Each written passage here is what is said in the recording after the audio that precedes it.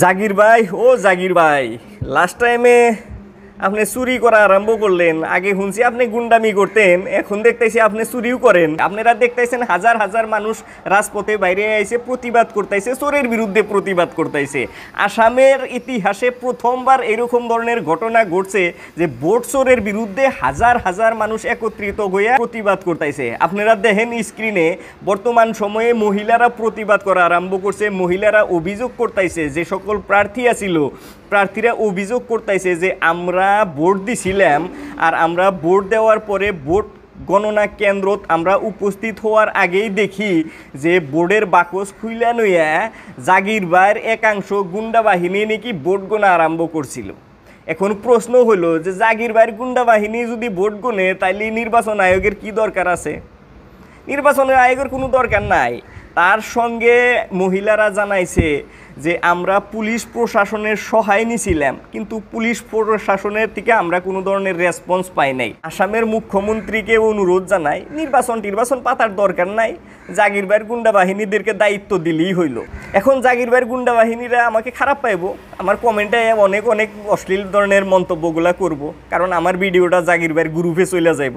আপনারা দেখবেন অনেক মহান ব্যক্তিরা আমার কমেন্টে কমেন্ট করব। এখন কথা হলো, জাগির ভাই যে ধরনের গুন্ডামি আরম্ভ করছে, আসলে কংগ্রেস দল ছোট্ট মোটো একটা দল না। কংগ্রেস দলের একটা সম্মান আছে, সেই সম্মানটা আজকে কিন্তু এই একজন দুইজন ব্যক্তির জন্য একদম ধুলিস্যাৎ হয়ে গেছে। রকিবুলের থনে কিন্তু পাওয়ারফুল ব্যক্তি জাকির হোসেন শিকদার না। গতিকে জাকির হোসেন শিকদারে এরকম ধরনের গুন্ডামি করার আগে রকিবুলের কথাগুলো একটু মনে করার চেষ্টা করা লাগে। রকিবুলের কি অবস্থা হয়েছিল? রকিবুলে রাইজে রাস্তায় ফালাইয়ে গরুর মতো পেটা পিটছে। গুন্ডামি বদমাইশির দিন আজকালের নাইকে। এখন শিক্ষিত সমাজ, তার উদাহরণ হাজার হাজার মানুষ একত্রিত হয়ে রাজপথে বাইরে আইছে। গুন্ডাগর কেউ ভয় পায় না, গুন্ডাগর কেউ ডরায় না। গুন্ডামির কোনো আজকালে মূল্য নাই। আজকালে সবেই বোঝে, সবেই জানে, সবেই শিক্ষিত। গতিকে জাগির ভাই, আপনি একজন সম্মানীয় বিধায়ক।